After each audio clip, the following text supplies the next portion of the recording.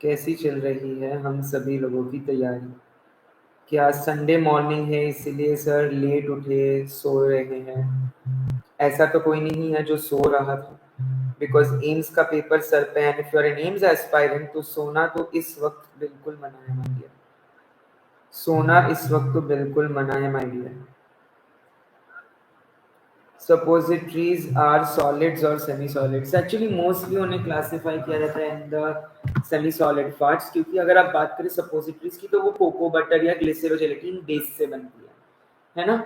But वो जब हम इंसर्ट करते हैं तब वो सॉलिड होती है and it liquefies, so it can be classified under both solids as well as semi solids. Rectal के थ्रू अगर आप कोई चीज देते हो तो वो सपोजिटरी होता है, वजाइना के थ्रू अगर आप कोई देते हो तो वो पेसरीज होता है, एंड अगर आप बोगीज की बात करते हो तो वो यूरेथ्रा के थ्रू दिए जाते हैं। तो वो यूरेथ्रा के थ्रू दिए जाते हैं। यस, क्या हम सब तैयार हैं? Are we all good to go and full on ready? Are we ready and good to go? Any doubts, anyone? Anybody having any doubts? Yes, no? Good morning to all of you. Very good morning. शुभ सकाल आप सभी को. Very good morning to all of you. Today we are going to start with pharmaceutics. Okay, so we have now the upcoming 6 lectures for you will be pharmacology, endocrine pharmacology, central nervous system, cancer pharmacology, microbials. Okay, cancer, microbials, endocrine. The next 3 pharmacology lectures and the next 3 pharmaceutics lecture. Rheology, micromeritics, prescription, solubility, pre-formulation, and all the dosage forms, tablet, capsules, and all. So the upcoming 6 sessions, which is day 22 to day 28, are very very important. दिन 21 से लेकर दिन 28 तक बहुत ज़्यादा ज़रूरी lectures हैं, तो आप सभी ने जुड़ते रहना है हम सभी के साथ। इन 28 दिन में आई होप आप लोगों की नैया पार लग सकती है, and I hope that everybody, सभी लोग मेरे साथ जुड़े होंगे फार्मास्यूटिकल टेक्नोलॉजी एंड इंजीनियरिंग के लिए। आज हम फार्मास्यूटिकल टेक्नोलॉजी और इंजीनियरिंग करने वाले हैं, and I hope that everybody is with me. I hope everybody is with me. Yes or no? Yes or no? Do we have high energy in the morning? या सभी थके हुए हैं? क्या हमारी एनर्जी हाई है और आर वी टायर्ड? चलिए आगे बढ़ते चलेंगे. The first and the foremost is the size reduction. तो जब हम बात करते हैं फार्म इंजीनियरिंग की, यहाँ पे सारे यूनिट ऑपरेशंस होते हैं. कौन से unit operations? What are the different unit operations that we'll be talking about? Size reduction, size separation,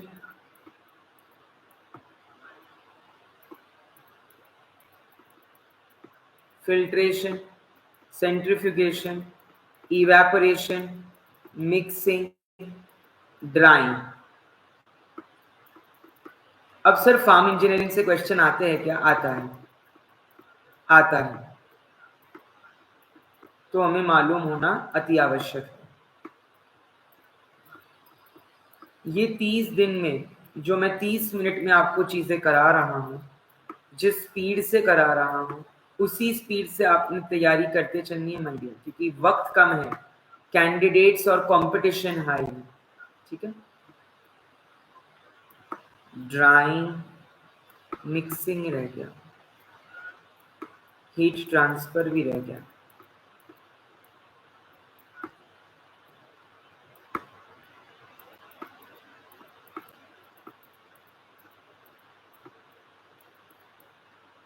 flow of fluids, ये आपकी यूनिट ऑपरेशंस का पूरा संगम है. Mixing, drying, evaporation, filtration, size reduction, size separation, centrifugation, heat transfer and flow of fluids. ये सारे आपके unit operations के पार्ट होते हैं. These are all parts of your unit operations. अब सर हमें एग्जैक्टली पढ़ना क्या है फार्मास्यूटिकल इंजीनियरिंग में. तो जब मैं बात करता हूँ फार्म इंजीनियरिंग की, आपने तैयारी करनी है my dear with respect to your application के. कौन सा इक्विपमेंट थर्मोलेबाइल के लिए है, कौन सा इक्विपमेंट हीट सेंसिटिव के लिए है ना. कौन से इक्विपमेंट का क्या प्रिंसिपल है, जैसे कि impact, attrition, crushing, sharing. Okay, किसका क्या एक मैकेनिज्म है. सो मोस्टली क्वेश्चंस आपके प्रिंसिपल पे आएंगे कि कौन सा इक्विपमेंट कौन से प्रिंसिपल पे बेस्ड है. एप्लीकेशन पे आएंगे या तो लॉज पे, जैसे कि यहाँ पे लॉज है आपका, यहाँ पे जो आपका Kick's law, Bond's law, Rittinger's law, ये लॉज है. यस. देन आपके पास अगर मैं बात करूं लॉज के अलावा फिल्ट्रेशन में भी लॉज है. डार्सी, कोजेनी, कामिन, नमस्ते Hitesh. Darcy, Kozeny, Carman and Hagen Poiseuille's. So laws, principle, mechanisms, इन पे प्रश्न जरूर पूछे जाते हैं. तो आपने तगड़ी तैयारी कर लेनी है इन सभी टॉपिक्स की. आप लोगों ने तगड़ी तैयारी कर लेनी है इन टॉपिक्स की.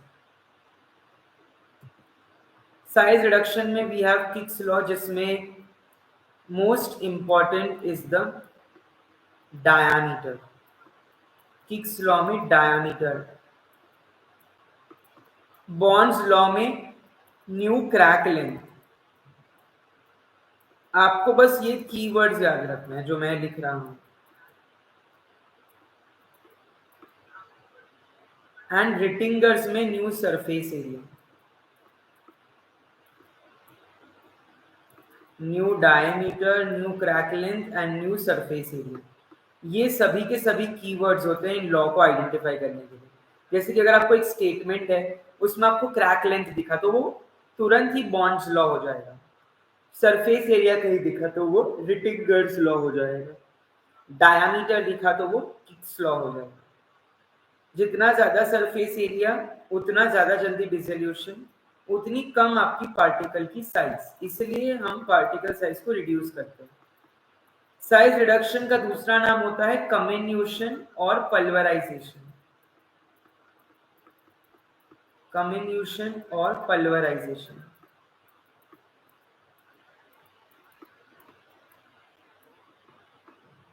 आपका होमवर्क ये है कि आपको हार्डिंज मिल किसका वेरिएंट है ये फाइंड करके आना है.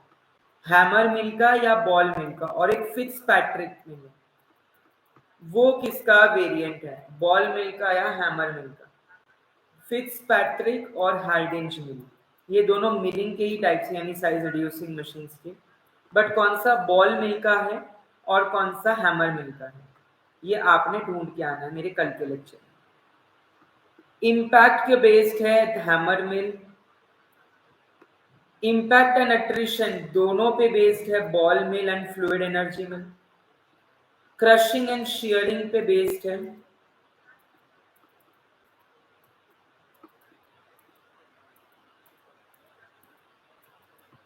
edge runner mill and end runner mill. Very good. Hardinge mill is a variant of ball mill, while Fitzpatrick mill is a variant of hammer mill. Yes or no?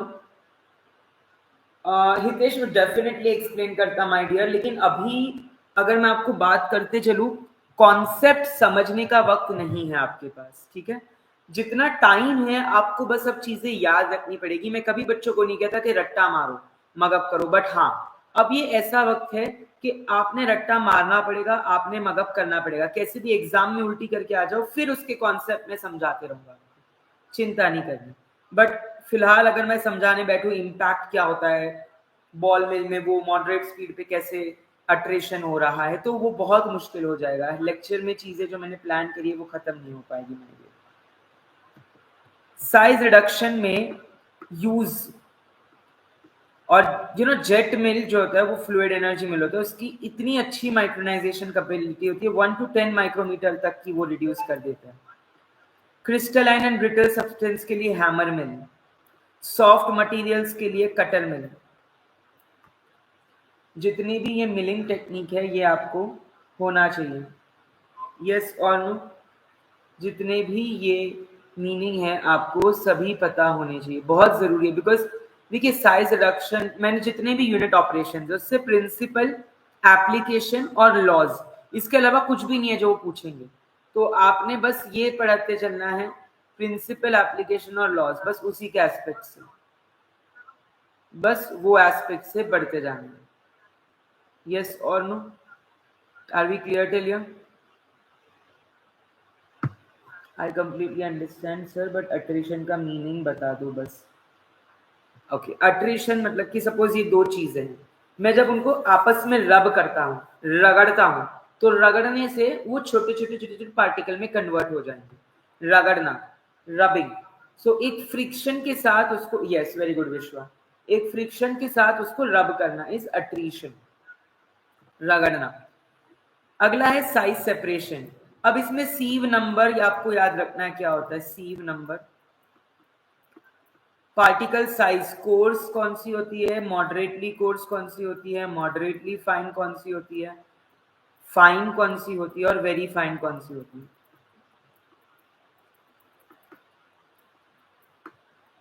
ये आपने याद रख के चलना है मेरी। Course, moderately fine and very fine. सो 10, 22, 44, 60 और 85, ये माइक्रोमीटर्स की आपकी साइज होती है। और ये आपकी पाउडर का कैटेगरीज है कि कोर्स मतलब कि एकदम खुरदुरा, वेरी फाइन मतलब एकदम की छोटा। हाँ जी, यस ईशानी, दमदुर Biswal, are we all clear till या विश्वा, हितेश, बधाने क्लियर છે? सबको क्लियर है? सगळ्यांना क्लियर झालं? यस, एल्ला एनआरओ केमोन आछे की चलबे? यस, क्या चल रहा है बताइए? Shall we move ahead?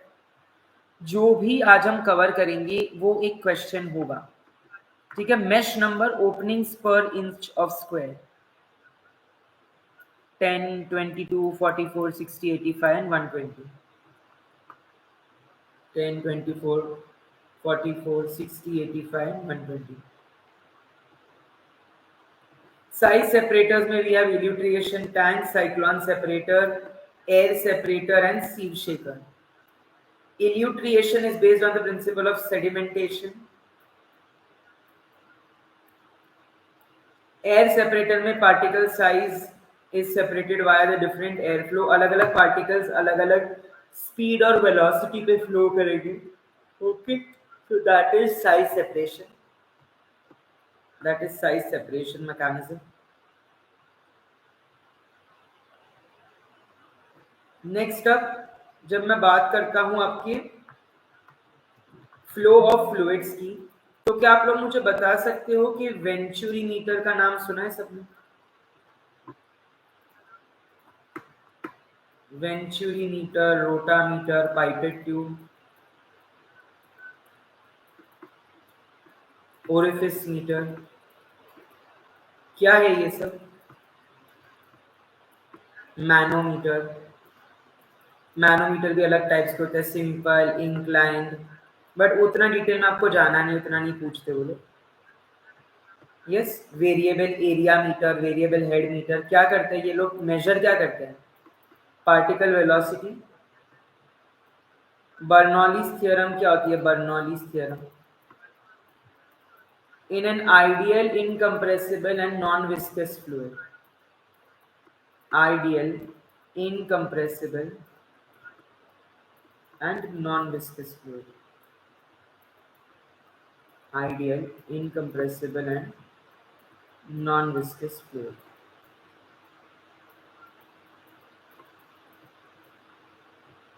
और बर्नौलीज थ्योरम में आपके रेनॉल्ड्स नंबर भी एसोसिएटेड है, which is a ratio of inertial forces to viscous forces. The ratio of inertial forces to viscous forces.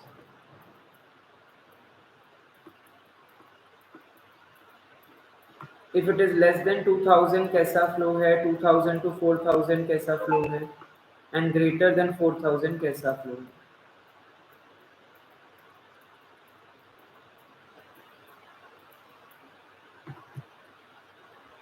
You must know this. You must know this. Yes or no? Yes or no?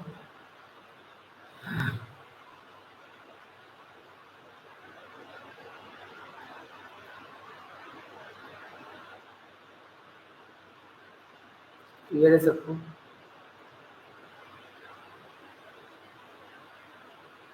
हाँ या ना? बताते चलेंगे.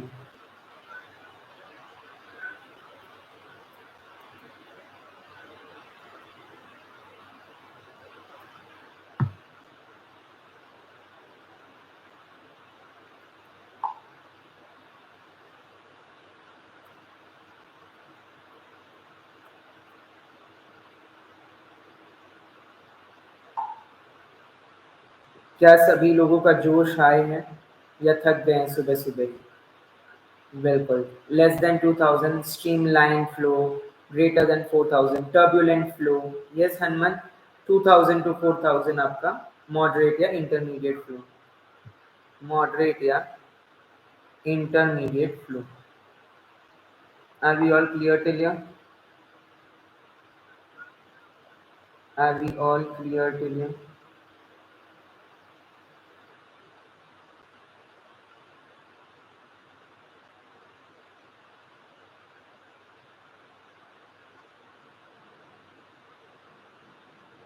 चलिए आगे बढ़ेंगे.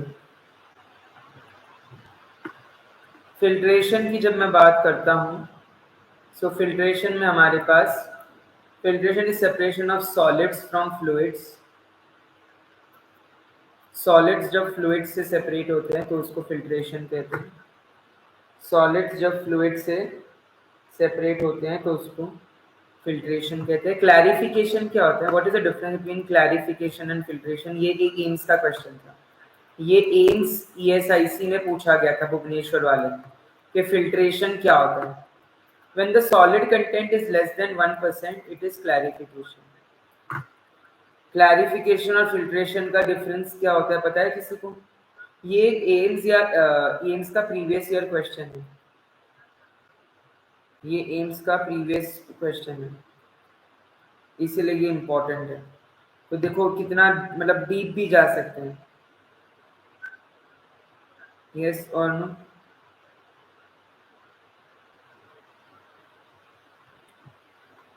Vacuum filters, gravity filters, pressure filters, centrifugal filters और membrane filters.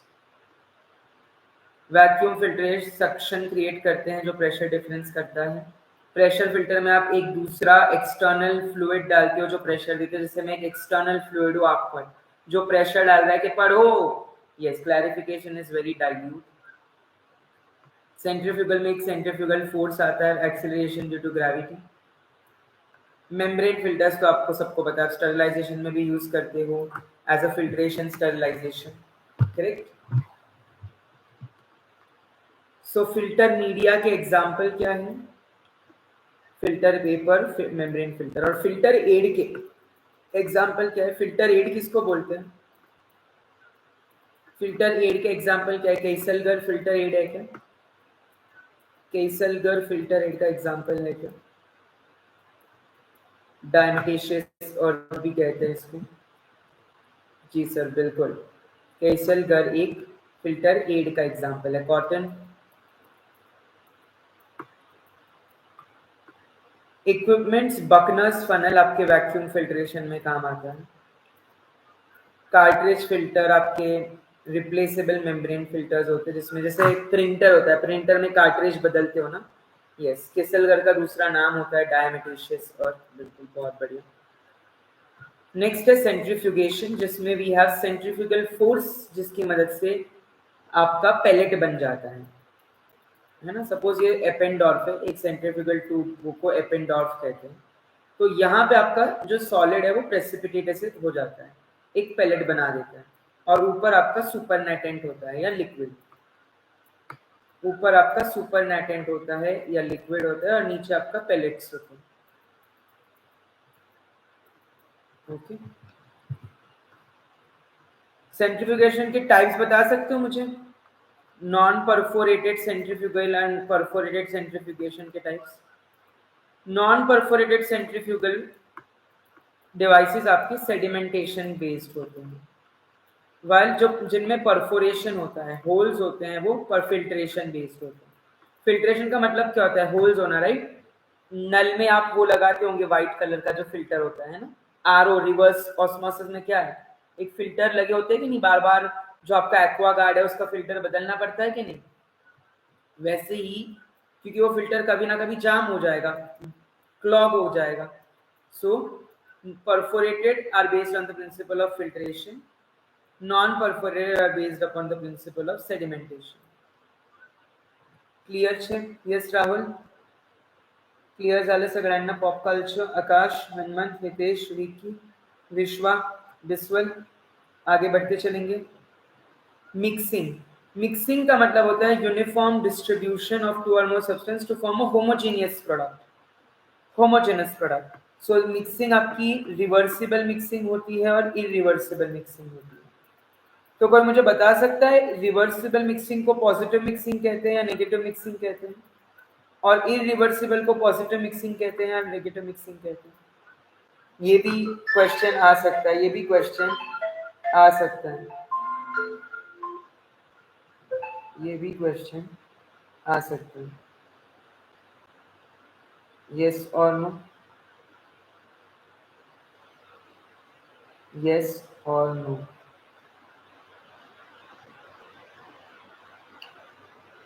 Irreversible positive mixing, बिल्कुल सही जवाब।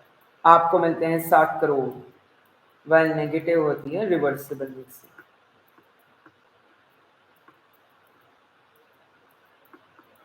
सभी ने चाय पी ली, ब्रेकफास्ट कर लिया, नहा धो लिया? Are we all fresh and bright this Sunday morning? क्या हम सभी फ्रेश एंड ब्राइट है आज की इस मॉर्निंग में?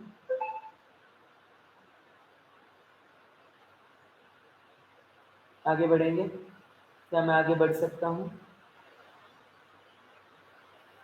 चलिए, बहुत बढ़िया।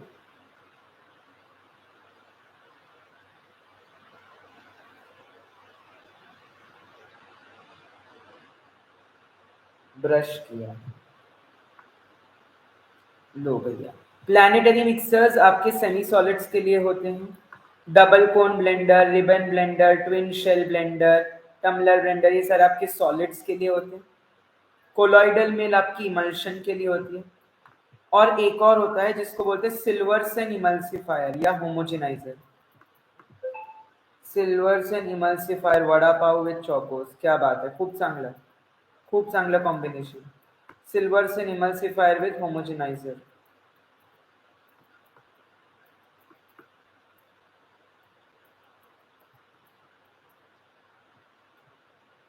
ये होते हैं आपका इमल्शन। यस और no?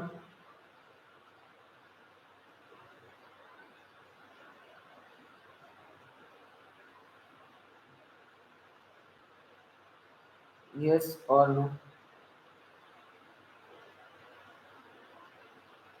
Colloidal is for immiscible liquids, बिल्कुल। इडली वड़ा, क्या बात है। मैंने खाई अभी खुद सैंडविच बना के, यू नो बैचलर्स लाइफ। कहीं जाने से अच्छा खुद ही बना लो। एंड मेरी क्लास भी थी आपके साथ, तो मैंने सोचा जाऊंगा, आऊंगा, लेट हो जाएगा, बिकॉज मेरा आईटी पार्क से निकलने में ही मुझे 10 मिनट लग जाता है। Next up we have drying. Drying में we have vacuum dryer, tray dryer, fluidised bed dryer, drum dryer, lyophiliser जिसको हम फ्रीज ड्रायर कहते हैं। राइपर लाइब्रेरी में एनालिसिस एंड मेडिकेम साथ में ही पढ़ा रहे हैं। अच्छा, मोस्टली साथ में ही पढ़ाते हैं माय डियर हनुमान। एनालिसिस और मेडिकेम के जैसे कुछ टॉपिक्स है, क्रोमेटोग्राफी, स्पेक्ट्रोस्कोपी, टाइट्रेशंस, है ना, ये सारे इकट्ठा ही चलते हैं। मेडिकेम आइडियली अलग होना चाहिए with respect to peptide synthesis, chemistry synthesis, या फिर अगर कॉम्बिनेटोरियल केमिस्ट्री हो गई, ये सब टॉपिक्स मेडिकेम के अलग होते हैं। Mannitol is a freeze drying, yes, mannitol is used in the freeze drying. Why? Glycerol का क्या रोल होता है? Glycerol is a cryoprotectant. Glycerol एक क्रायोप्रोटेक्टेंट होता है, फ्रीजिंग से प्रोटेक्ट कर देता है। Glycerol is a cryoprotectant while mannitol is used in freeze drying। CIF की लैब अलग है, ओके ओके। ड्राइंग की जब मैं बात करता हूँ तो ड्राइंग रेट कर्व होता है, जिसमें constant rate period, first falling rate period, second falling rate period, ऐसे रेट पीरियड्स होते हैं। आपको डेफिनेशन होमवर्क ये है कि इक्विलिब्रियम मॉइस्चर कंटेंट का डेफिनेशन फाइंड करके आना है, और बाउंड एंड अनबाउंड वाटर के बीच का डिफरेंस फाइंड करके आना है। बाउंड वाटर क्या होता है और अनबाउंड वाटर क्या होता है? बाउंड वाटर क्या होता है और अनबाउंड वाटर क्या होता है? इक्विलिब्रियम मॉइस्चर कंटेंट, ये एक ऐसा फेज है जहाँ ड्राइंग रुक जाती है, तो ये क्या होता है इसका आपका ढूंढ के आना। Next up evaporators. Evaporators are removal of solvent from a solution by boiling. Is a removal of solvent from a solution by boiling. It uses the latent heat of vaporization. Boiling is reduced by using vacuum. इसीलिए evaporation में काफी बार, जैसे distillation भी हो गया, तो distillation में आप अलग अलग डिस्टिलेशन के अलग अलग एप्लीकेशंस है। पेट्रोलियम के लिए फ्लैश डिस्टिलेशन, हीट सेंसिटिव के लिए वैक्यूम डिस्टिलेशन, वॉलेटाइल ऑयल्स के लिए स्टीम डिस्टिलेशन, है ना। वैसे ही आपके इवेपोरेटर्स भी open tube, rising film, falling film, multiple effect, जो कि लार्ज स्केल में यूज होते हैं। विस्कस लिक्विड्स के लिए फोर्स सर्कुलेशन, हीट सेंसिटिव के लिए वैक्यूम इवेपोरेटर। तो application, principles and the laws, ये आपने तीनों पढ़ के चलने हैं हमारे, ये आपने तीनों पढ़ के चलने हैं हमारे। यस और नो? पढ़ के चलेंगे सभी लोग मेरे साथ? क्या हम सभी लोग पढ़ के चलेंगे? यस और नो? अब नेक्स्ट अगर मैं बात करता हूं हमारे डिस्टिलेशन की, तो बताइए सर कितने टॉपिक्स पढ़ने पड़ेंगे? देखिए, अगर एग्जाम क्रैक करनी है तो ये सवाल नहीं होना चाहिए कि कितने क्रैक करने पड़े, कितने पढ़ने पड़ेंगे। एग्जाम क्रैक करनी है तो जितने भी टॉपिक्स हम पढ़ा रहे हैं, मैं बता रहा हूँ इन 30 दिनों में, वो तो पढ़ने ही पड़ेंगे मिनिमम। ठीक है, बाकी आपकी मर्जी, आपका डेडिकेशन, आपका मोटिवेशन। स्टीम डिस्टिलेशन जो कि वो आपके वॉलेटाइल ऑयल्स के लिए होता है। डिफरेंशियल डिस्टिलेशन जिसको सिंपल डिस्टिलेशन भी कहते हैं, डिफरेंशियल डिस्टिलेशन जिसको सिंपल डिस्टिलेशन भी कहते हैं। फ्रैक्शनल डिस्टिलेशन जिसको रेक्टिफिकेशन भी कहते हैं।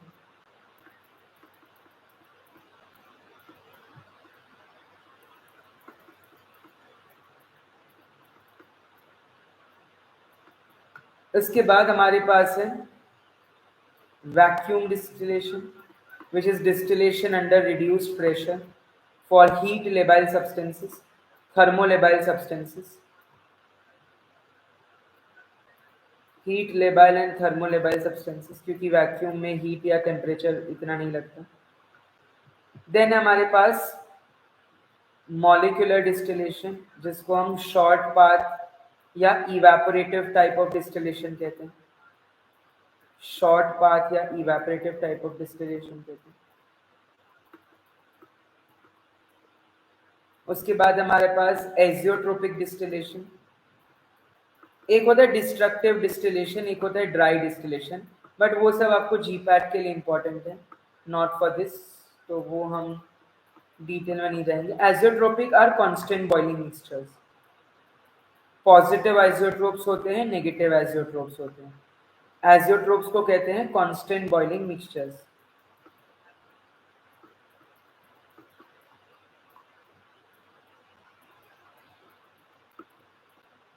कांस्टेंट बॉइलिंग मिक्सचर, यस और नो? हाँ या ना? सही कह रहा हूँ मैं?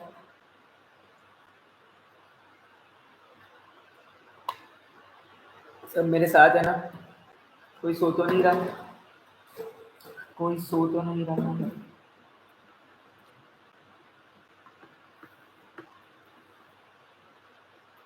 Heat transfer, conduction, convection, radiation, और इसमें 3 लॉज, फॉरियर्स लॉ,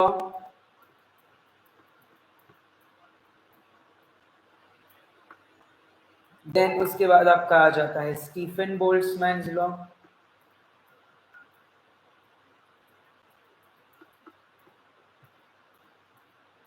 देन उसके बाद आ जाता है आपका Stefan's law, Fourier's law and Kirchhoff's law, जो कि परफेक्टली ब्लैक बॉडी। ये 3 लॉज आपको मालूम होने चाहिए हीट ट्रांसफर से। Conduction, heat via solid contact, convection, heat via with actual movement, यहाँ पे विदाउट एक्चुअल मूवमेंट होता है, यहाँ पे कन्वेक्शन में एक्चुअल मूवमेंट किया जाता है, रेडिएशन में थ्रू इलेक्ट्रोमैग्नेटिक रेज। तो अलग अलग हीट ट्रांसफर के एक्सचेंजर्स और इंटरचेंजर्स होते हैं, शेल एंड ट्यूब वगैरह, बट वो आपको नहीं पढ़ना, वो नहीं आता एग्जाम में, तो वो आप छोड़ सकते हैं, वो आप छोड़ सकते हैं। What are the factors affecting heat transfer? Surface area, temperature gradient, जितना ज़्यादा टेम्परेचर ग्रेडियंट उतना ज़्यादा हीट ट्रांसफर, जितना ज़्यादा सरफेस एरिया उतना बेटर हीट एक्सचेंज, जितना ज़्यादा थिकनेस उतना कम हीट एक्सचेंज, जितनी हाई वेलोसिटी उतना अच्छा कन्वेक्टिव ट्रांसपोर्ट। स्पीड की मैं बात करूँ तो radiation is the fastest, convection followed by that, and then followed by conduction. Yes or no?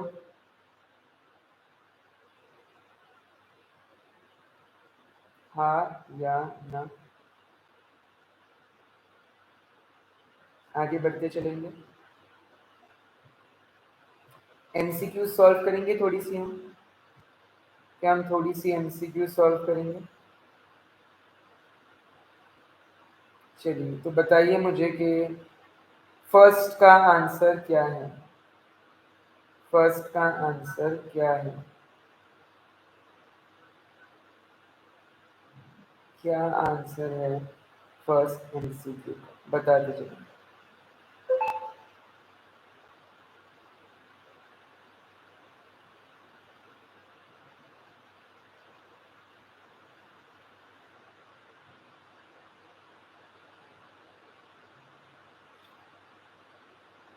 रिटिंगर्स fine grinding के लिए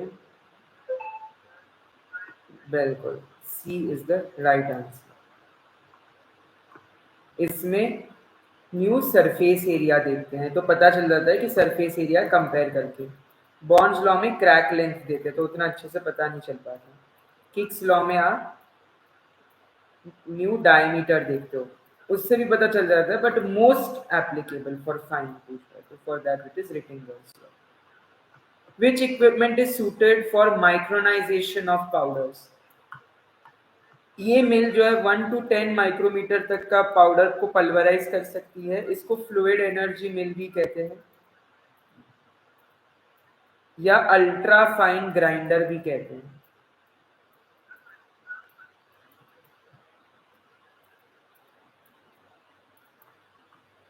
jet mill,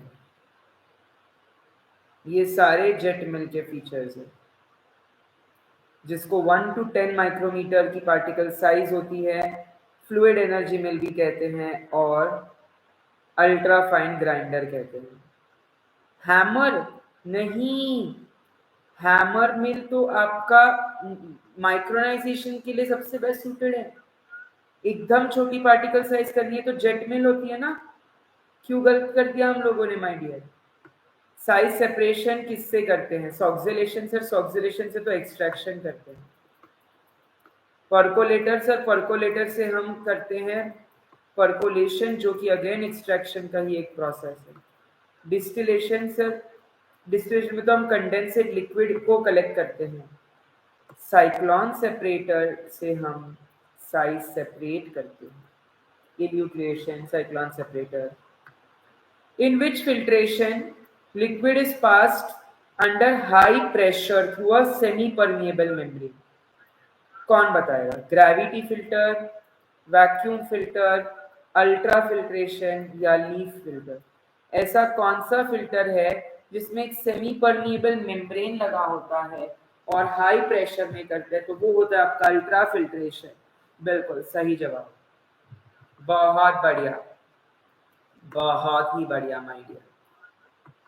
centrifugation separates components on the basis of, centrifugation components को separate करता है on the basis of their boiling point, solubility, on the basis of the density difference।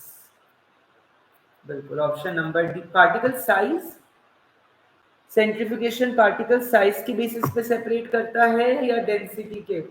Actually answer दोनों हो सकते हैं। बिल्कुल बिल्कुल, मैं वही कहने जा रहा था। कौन है ये? डैनियल। क्योंकि पार्टिकल साइज भी सेपरेट हो सकती है, बट उसके लिए आपको हाइफेनेटेड सेंट्रीफ्यूगल डिवाइस लगती है, तो इसका आंसर सी एंड डी दोनों हो सकता है। ओके, सी एंड डी दोनों हो सकता है। Yes, both can be done. बिल्कुल, particle size as well as density, which is commonly used for large volumes pharmaceutical solutions. Plate and frame filter, cartridge filter, cartridge filter मैंने कहा membrane filter होते हैं जो बार बार आपको चेंज करने पड़ते हैं। एज फिल्टर में कम कैपेसिटी है, लार्ज वॉल्यूम पूछा है तो उसके लिए हमारा plate and frame filter, plate and frame filter. Do you all enjoyed these 21 days? क्या आप अगले वाले 9 दिन के लिए तैयार हैं? 30 दिन का जो वादा था वो मैं जरूर पूरा करूंगा। क्या आने वाले 9 दिन के लिए हम तैयार हैं? 21 दिन का सफर हमने कवर किया है। Anand, Daniel, Hitesh, Rahul, I hope सभी ने मिस नहीं किया होगा। ये मेरी ये आपसे उम्मीद है।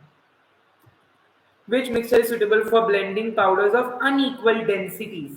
Sigma blade mixture, जिसको ZA mixtures भी बोलते हैं, useful in semi-solid mixing. Planetary mixtures also useful in semi-solid mixing.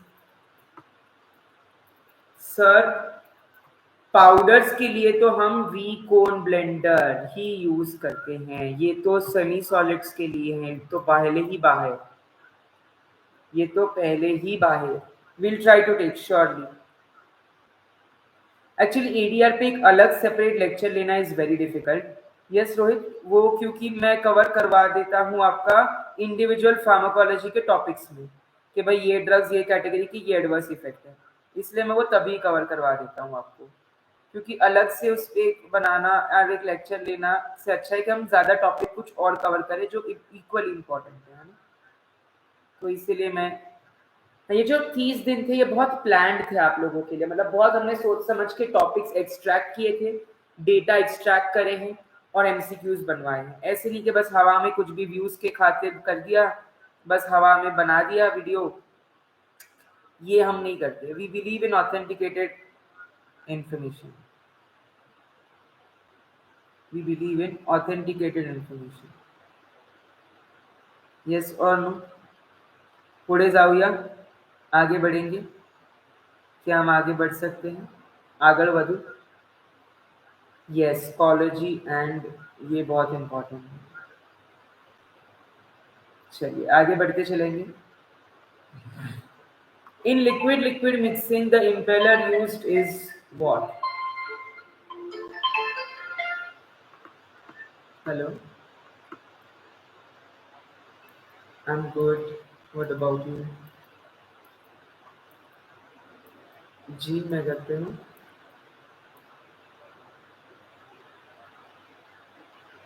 हाँ जी हाँ जी, श्योर श्योर श्योर, मैं आ जाता हूँ मुझे। हाँ जी sure, okay. Yes, liquid liquid mixing impeller is typically used as propellers, propeller, impeller, paddles, ये तीनों के तीनों यूज होते हैं आपके लिक्विड लिक्विड मिक्सिंग में।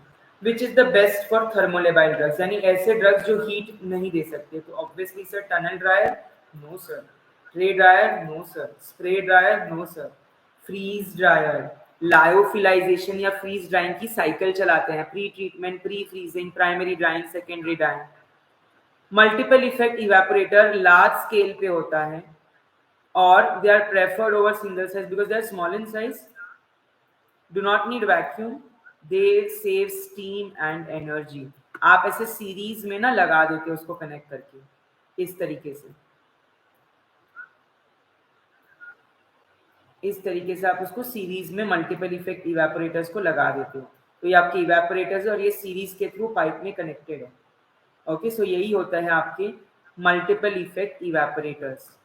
Conduction is a mode of heat transfer in, so conduction आपका टैबलेट कंप्रेशन डाइस के लिए होता है। Which method is suitable for separating volatile oils from plant material? तो volatile oil के लिए हम steam distillation यूज करते हैं। याद रखिएगा, volatile substances के लिए steam distillation सबसे ज्यादा यूज किया जाता है। Crystallization is used for, crystallization mostly जो है आपका यूज किया जाता है प्योरिफिकेशन के लिए। Swanson Walker's crystallization, Oslo crystallizer, बहुत सारे crystallizers के टाइप्स हैं। और ये जो है ना क्रिस्टलाइजेशन की थियरी है, Miers theory of super saturation and Ostwald's theory, Ostwald theory and Mier theory, बस एक बार इस पे झलक नजर फरमाना। No, this will not be provided in any groups.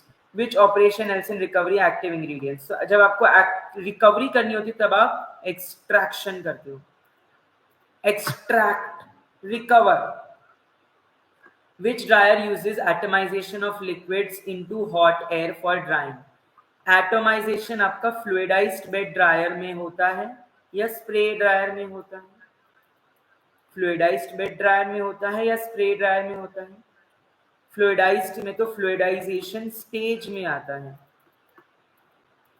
Spray dryer में आप spray करते हो, छोटे छोटे nozzle के through you atomize, spray, okay? So answer C is the correct option. अगर आपको जुड़ना है, आप हमारे साथ कोर्स में जुड़ सकते हैं इस नंबर पे कांटेक्ट करके, व्हाट्सएप वगैरह। डेफिनेटली बहुत ही अच्छा कोर्स है, लाइव रिकॉर्डेड लेक्चर्स, नोट्स, हर एक चीज़ मिल जाती है और कम टाइम में, अभी 10-15 मिनट क्विकली रिवाइज करना है तो एक आपने ज़रूर जुड़ते रहना है हमारे साथ डेली 30 दिन तक। आज रात के 10 बजे भी जुड़िएगा, आज रात के 10 बजे मैं कराऊंगा एंडोक्राइन, और दोपहर को 2 बजे भी मेरा एक लाइव है, दोपहर को 2 बजे मेरे दूसरे चैनल पे लाइव होगा वो पयाम best pharmacy tips and tricks, जो कि अब 45 मिनट निकल गए। हाँ बिल्कुल, देखिए पता, मुझे भी नहीं पता चलता कि कैसे ऐसे वक्त बीत जाता है, क्योंकि आप पढ़ाई इतनी तगड़ी करते हो, आंसर इतने क्विक देते हो कि भैया वक्त बहता है, फ्लो ऑफ टाइम होता है, फ्लो ऑफ फ्लूइड के साथ, है ना। फ्लूइड स्टैटिक नहीं होता, फ्लूइड डायनामिक्स होता है। चलिए, so wishing you good luck, all the best. दोपहर को 2 बजे ड्रग इंस्पेक्टर और आरआरबी का होगा, ठीक है। सो ऐसे ही पढ़ते रहो, मुस्कुराते रहो, मचाते रहो। All the best to all of you, bye bye, have a good day.